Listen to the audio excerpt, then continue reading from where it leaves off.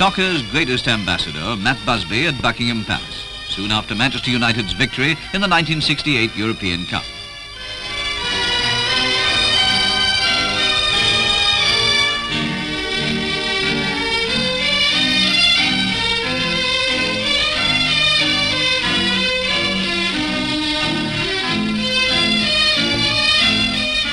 For Sir Matt, the road to European success has been long and arduous.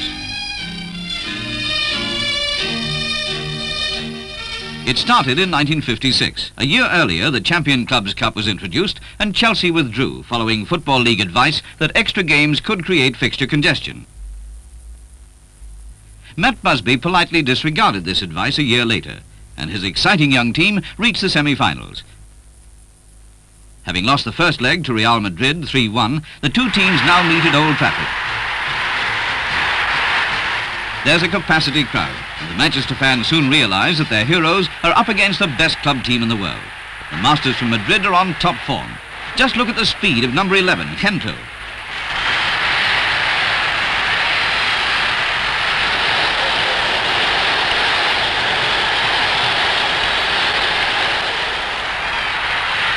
United managed to survive the early onslaught. Then in the 25th minute, Copa races onto a pass from Mathios. It's 1-0 and 4-1 on aggregate, and there's more pressure to come.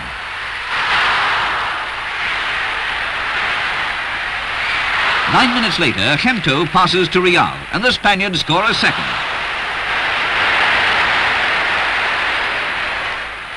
After half-time, on go the lights, and United begin to rally.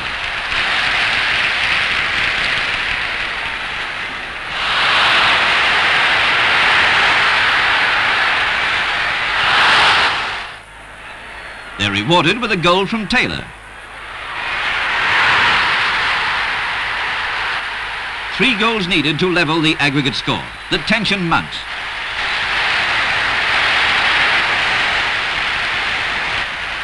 Wood risks a penalty and a clash with Mathios. It's not until the 88th minute that United score again through Charlton. But it's all over. United are out of Europe. They're back in the European Cup the following year, again reaching the semi-finals. In the quarter-finals, they flew to Belgrade to meet Red Star, holding a 2-1 lead from the first leg.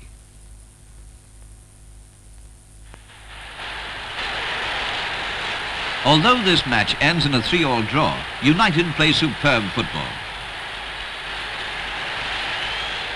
All their goals came in the first half. One from Dennis Violet,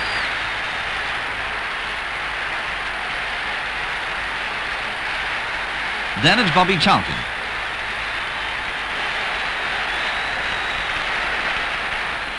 And Charlton again for the third. On the return trip, disaster. Their plane crashes on takeoff from Munich airport, striking a house at the end of the runway.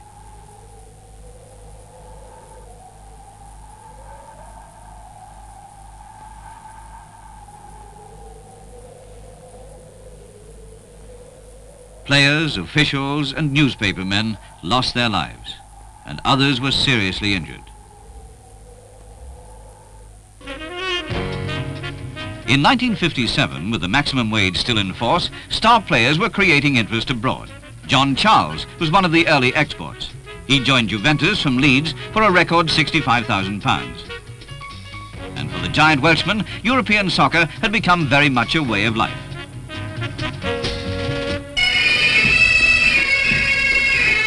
Hampden Park, 1960, and a Scottish welcome for Europe's greatest team, Real Madrid. It's the final of the Champions Cup, and the opponents are German side Eintracht. When Real Madrid kicked off, they were obviously hot favourites. But after 20 minutes of first-class football, Eintracht opened with a goal by Kress.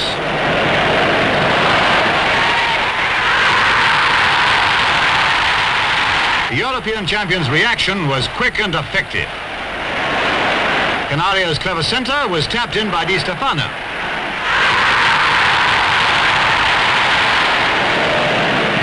Three minutes later, Di Stefano was on hand to score a second and put Madrid in front. Then, just before half-time, Puskas shot in a real beauty.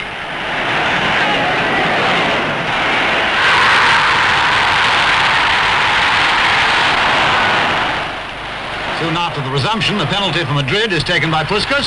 No mistake about that. 4-1. Then a cross by Hento, headed in by Puskas. For 10 minutes, Eintracht held out.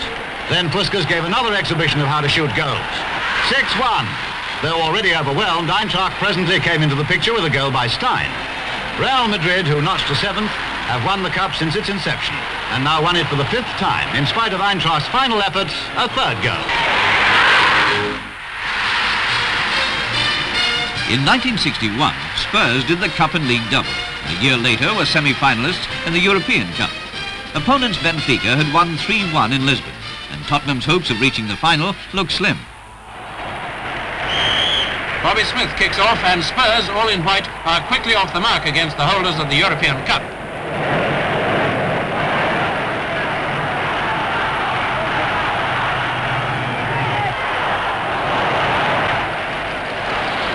The attack is held, and Augusto sets a counter-attack in motion. Danger ahead for Spurs, and Agua scores.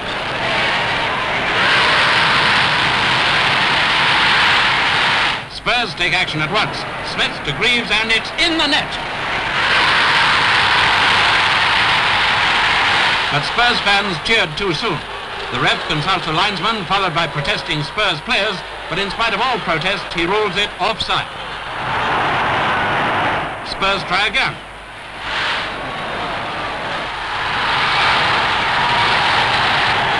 Then with the match half an hour old, Smith scores.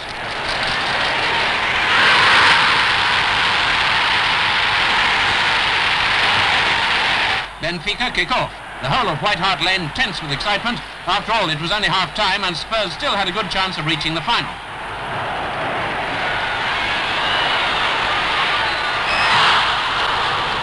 Presently, Spurs are awarded a penalty, and with a cool kick, Danny does it.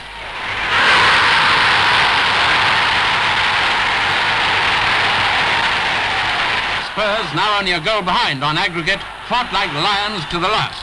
The closing phase was a tremendous thrill, with Spurs doing everything except score. And so Spurs are out of Europe. But a year later, they're in the Cup Winners' Cup final in Rotterdam. After a long series of preliminary rounds, this was the climax. Winner take all. Would it be Madrid in striped shirts, the pre-match favourites who kicked off with this promising attack?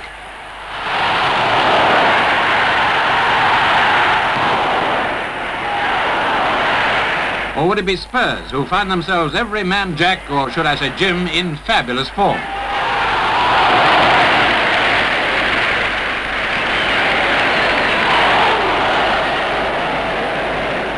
Watch Jimmy Greaves shake the post from this Dyson corner.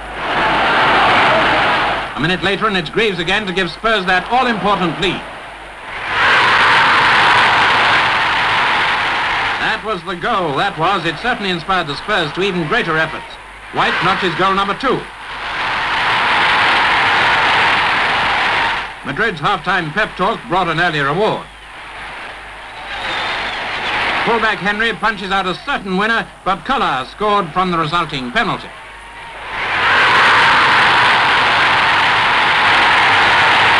It certainly put new life into Madrid. For 20 minutes, they bombarded the Spurs defence. But Spurs held out, and in the 67th minute, Dyson put them further ahead.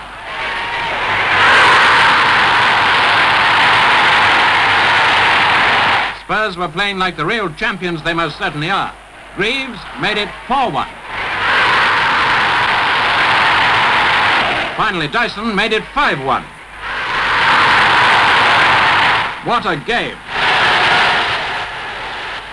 Spurs are the first British side to lift a major European title. On the international front, England, now managed by Alf Ramsey, is showing signs of consistency in form and selection. In this match, they meet the rest of the world at Wembley to celebrate the FA's 100th birthday. Some of the world's greatest players are on show, but it's the work rate of the England side that impresses. Men like Milne of Liverpool,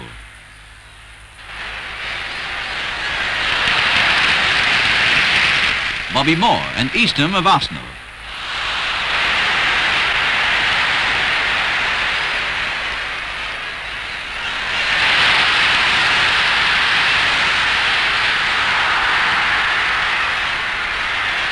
There's no score in the first half thanks to brilliant goalkeeping by Yashin of Russia and the efficient cover of the England defence at the other end.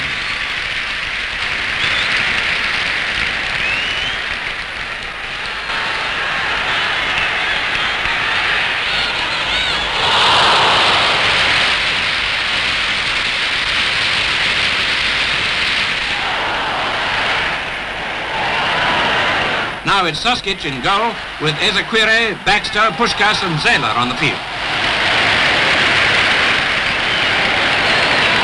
With two number 9s, it's sometimes difficult to pick out Di Stefano, but there's no mistaking Bobby Charlton, number 11. In the 54th minute, Greaves took a pass from Smith, then stunning past Soskic, straight to the net. But the ref had already given a foul, so the goal was disallowed. However, it pointed the way to England's first score 12 minutes later. Terry Payne fairly hammered it home.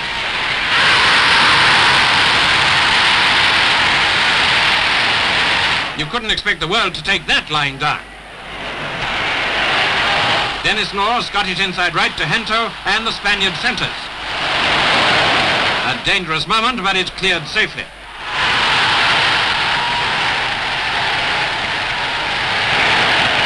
Not so fortunate next time when Dennis Law took a pass from Puskás and beat the English goalie to equalise. So to a classic situation in a classic match. Two closely matched teams with one goal apiece. And what a satisfying finale to this centenary occasion. Charlton's victory pass and Greaves' triumphant winning goal.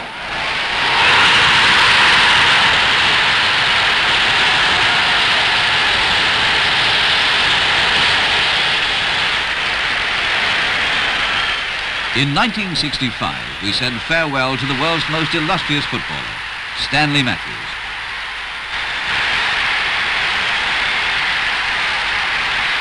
A celebration game was played at Stoke, where Stan started and finished a career which spanned 33 glorious years of top soccer.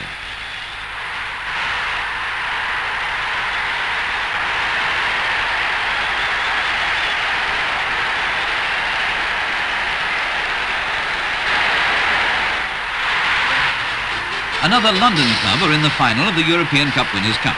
In 1965, West Ham meet Munich 1860 in all-white strip at Wembley.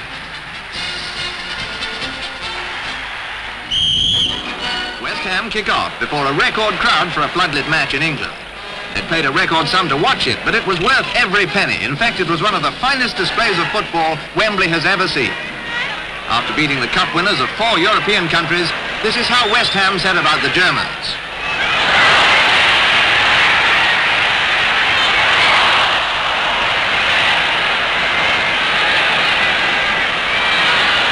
How close they came to an early score, this incident will show.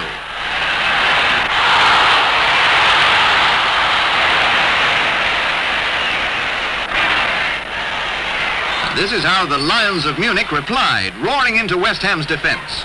Munich had beaten the cup winners of Luxembourg, Portugal, Poland and Italy. West Ham will be a tougher nut to crack.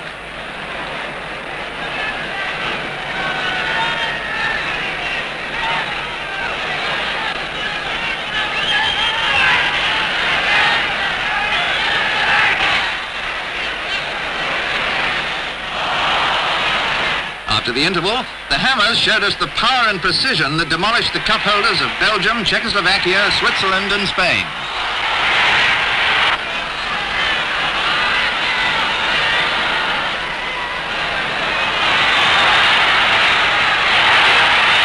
In the net, but not like that. Just an appetizer for the real thing. And the real thing was a boy's pass to Seeley, who sent in a sizzler.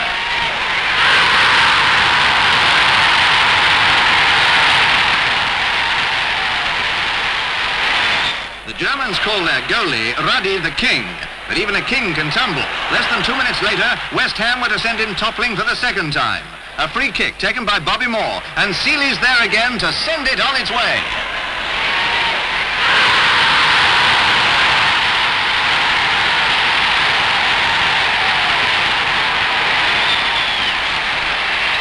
So West Ham become only the second British side to beat the cream of Europe and win the Cup Winners' Cup.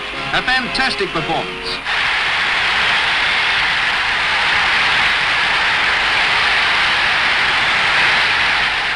The West Ham trio of Moore, Hurst and Peters were booked for another memorable Wembley appearance a year later. The Cup Winners' Cup final of 1966 also involved English and German teams. It's Liverpool against Borrusia Dortmund at Hampden Park. There are no goals in the first half, and it looks as though neither side will score.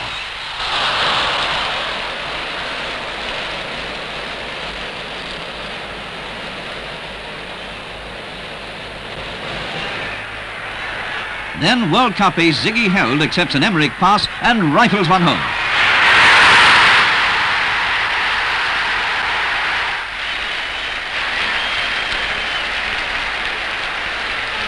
Liverpool storm back, and Thompson, with a dazzling run down the right, just manages to centre. Roger Hunt does the rest.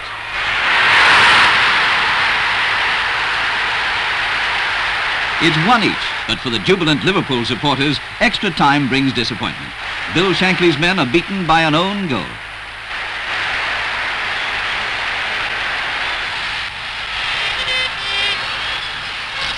The 1966 World Cup finals are staged in England.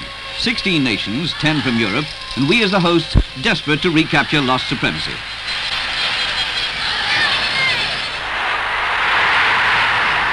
Two other sides with similar aspirations meet in an early group match. It's Hungary against Brazil at Everton.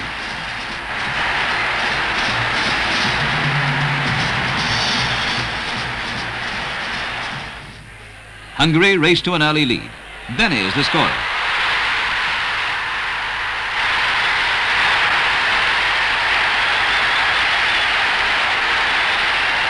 Brazil soon reply. From Lima's free kick, Tostão equalises.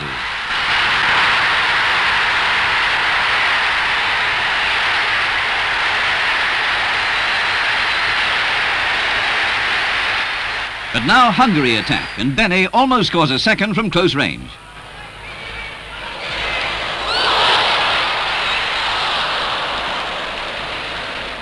Brazil also come mighty close.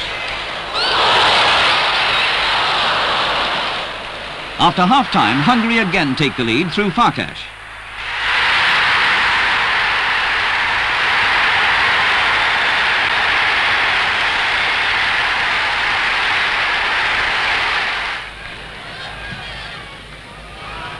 Ten minutes later, Benny is brought down. Mezzoli completes the scoring with the penalty. Hungary's success is only fleeting, and Brazil must wait another 4 years for soccer acclaim. Argentina, the best non-European team in the competition, meets Spain in a group match at Villa Park. Argentina kick off, playing right to left. This great South American team is renowned for its powerful seven-man defense, but they quickly dispelled any idea that they'd be backward in coming forward.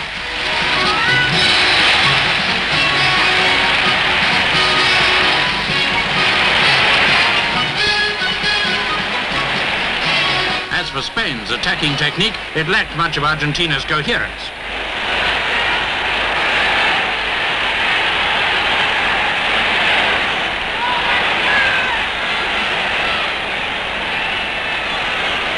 Spain also seemed to lack confidence in defense, but goalie Iribar kept them safe through the first half, for instance against this free kick. The story of the match was really told in the second half. Its most memorable chapter was written by Luis Artime. The centre-forward opened the scoring from a pass by Solari.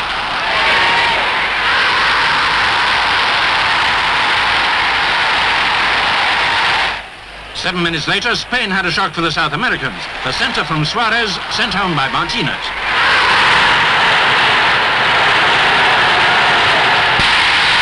But the last word went to Argentina, whose enterprise combined with caution put them in a strong position for the quarter-finals. Artime scores another superb goal. England, with a combination of flair and method, reached the final for the first time in our history. The opponents are West Germany, and the match is filled with incident and drama. One man, Russian linesman Bakramov, is to play a leading role. Germany score first when Ray Wilson misjudges a held cross and Haller pounces.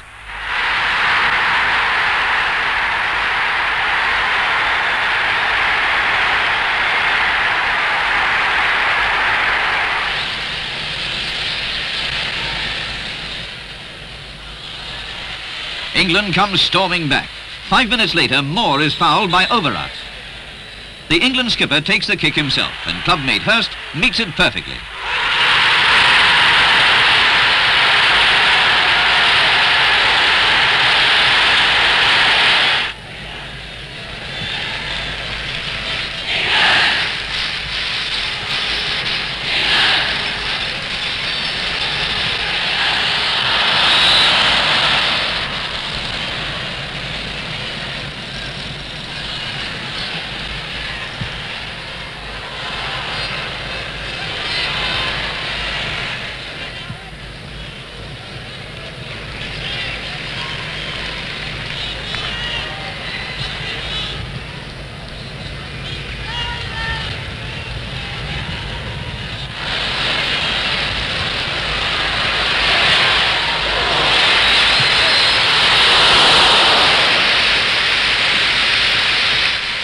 In the second half, England continue to press. A corner from Ball in the 77th minute is only partially cleared. The ball spins to Peters, and England take the lead.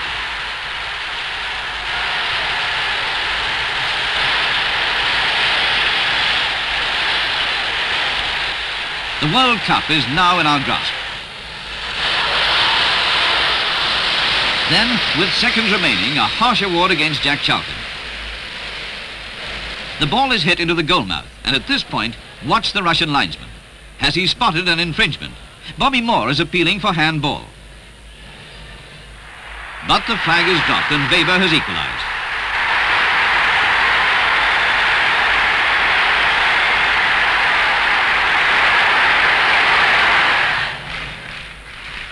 For the England players, the effect is shattering. The World Cup has slipped from their fingers, and they now face another 30 grueling minutes.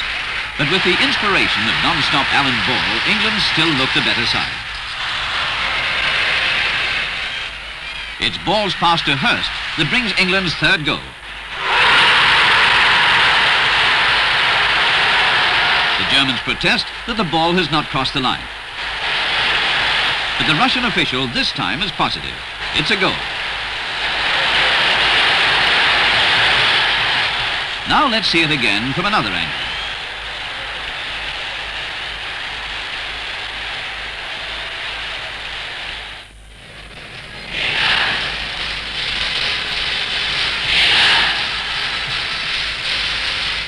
Surely England must now win soccer's top prize. And with minutes remaining, the athletic Geoff Hurst breaks through to make it safe beyond doubt.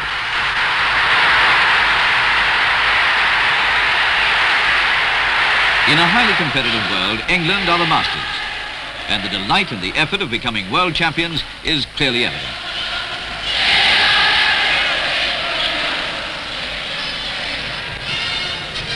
Lisbon in 1960. Celtic are losing by this penalty goal from Inter Milan.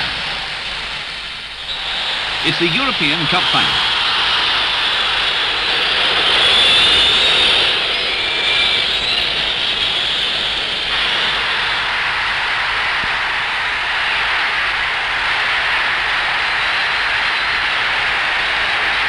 But the Scottish team comes storming back.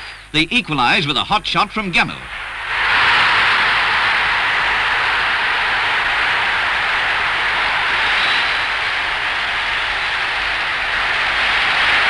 Then from a Gemmell pass, Murdoch scores the winner.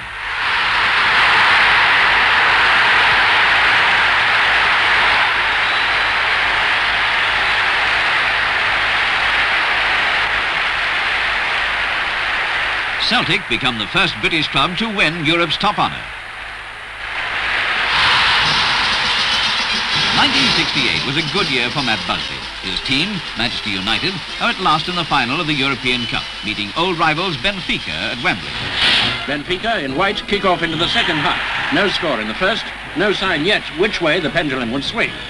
Eusebio, the greatest scorer in European soccer. Coluna, Benfica's captain. Twice they've won this European Cup before. George Best, one of Manchester's miracle men.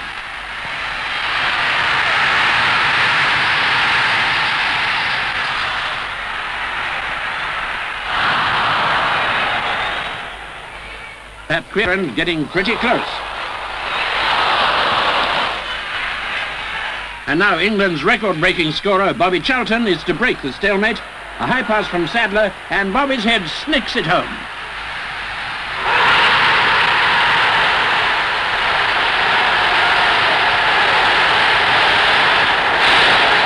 After the tumult and the shouting, George Best has a try, but Coluna steals it from him.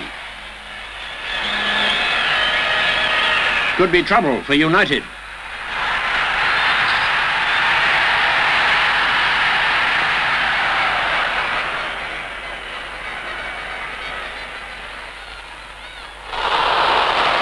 Oh, spot of bother.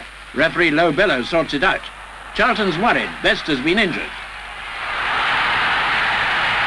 Luckily, a quick recovery, and Benfica's goalie ready for this onslaught by Best and Sadler.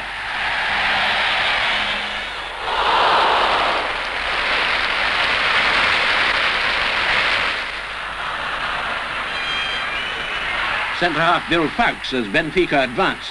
A centre from Torres and Gracia equalises.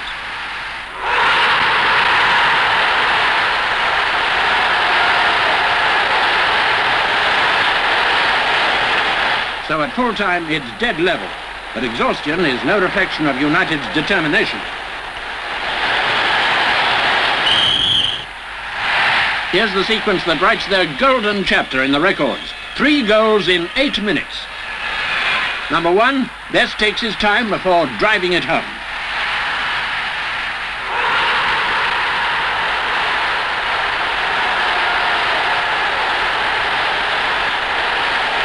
The next one comes from a corner. Charlton's kick swings across for Kidd to head and score on the rebound. 3 goals to 1. United have got it made.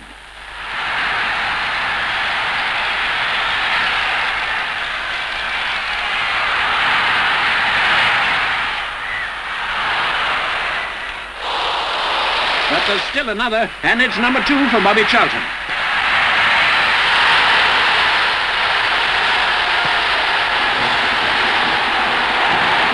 That's how history is made.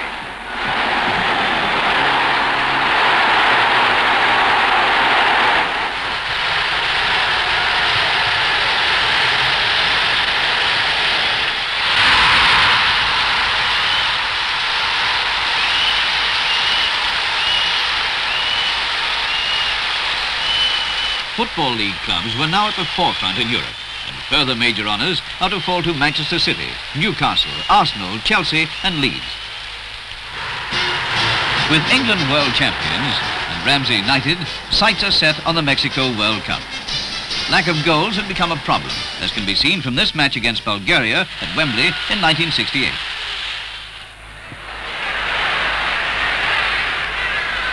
England set up a constant bombardment of the Bulgarian goal, with their keeper Simeonov in splendid form. Despite the pressure, Bulgaria had taken the lead through Asparukov.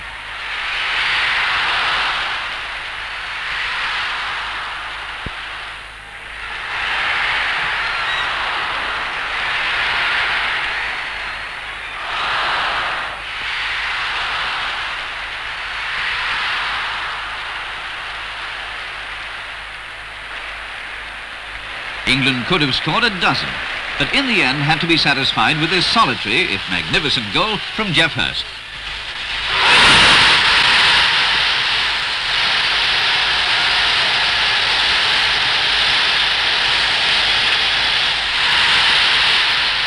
This frustrating story continues in 1969 against Romania. Again, the goals will not go in.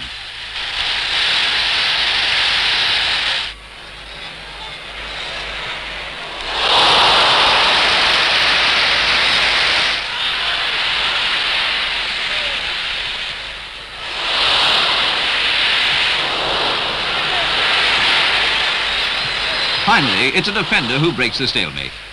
Jack Charlton heads home a corner from brother Bobby.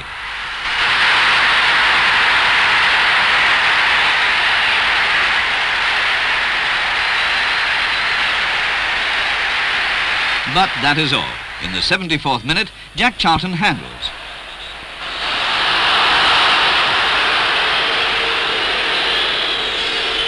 Dumitrache scores from the spot, and the Romanians escape with a draw.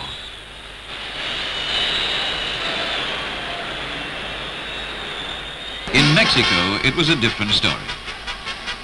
England impressed the world, but ironically were eliminated by defensive mistakes. A 2-goal lead was surrendered to West Germany. And after months of preparation, England were out of the World Cup.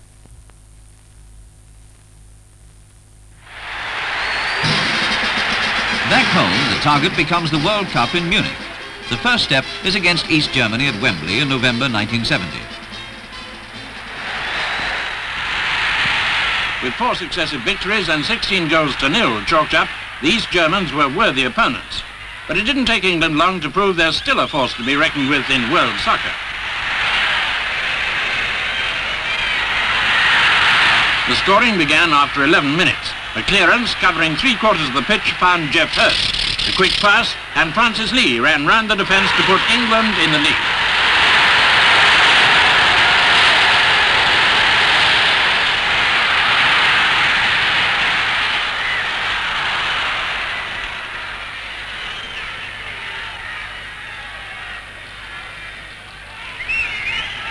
After 22 minutes, as the ball bounced about in the East German penalty area, a well-timed half-volley from Martin Peters left the goalies standing.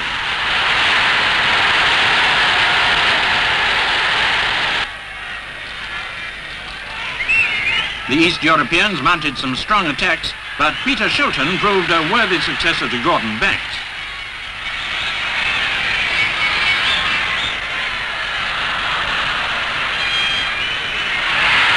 He had no chance, however, with a magnificent 30-yard shot from Vogel, a goal which put East Germany back in the game and renewed their fighting spirit.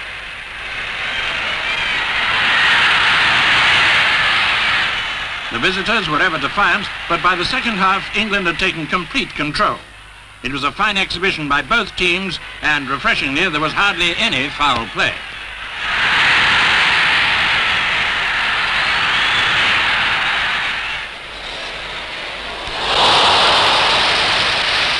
The game was wrapped up for England by Alan Clark.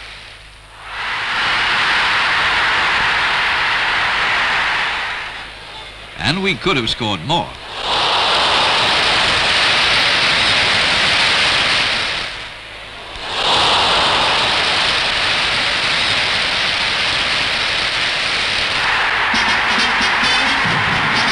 (1971), an historic date for Europe and England, but there are few Englishmen in sight. Ajax meet Panathinaikos at Wembley for the European Cup. Manager Puskás, once supreme player, could only watch and hope.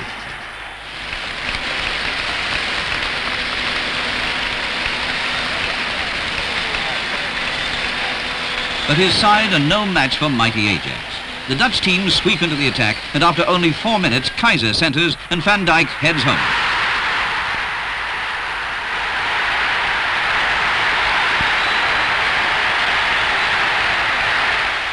Ajax maintained the pressure and should have settled the match long before half-time.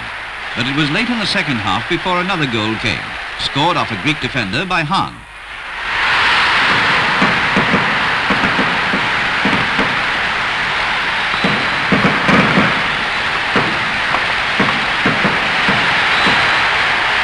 The match is over, and Ajax are the new European champions. Now the Dutch fans take Wembley by storm.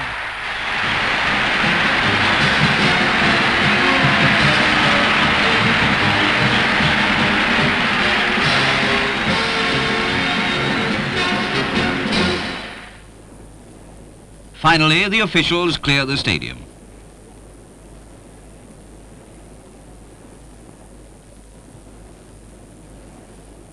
Another European match is over. For Mirror writers Ken Jones and Derek Wallace, the job of getting the late news to you is just hotting up. They may be at Wembley or in Warsaw, but the report must get through.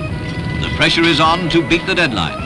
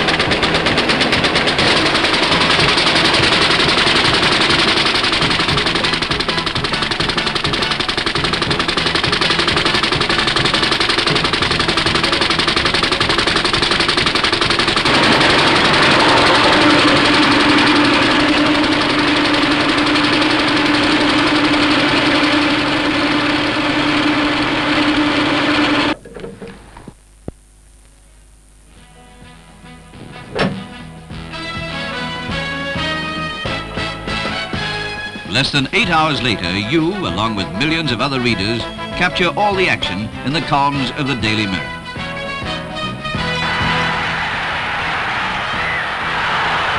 The biggest selling daily national newspaper in the Western world.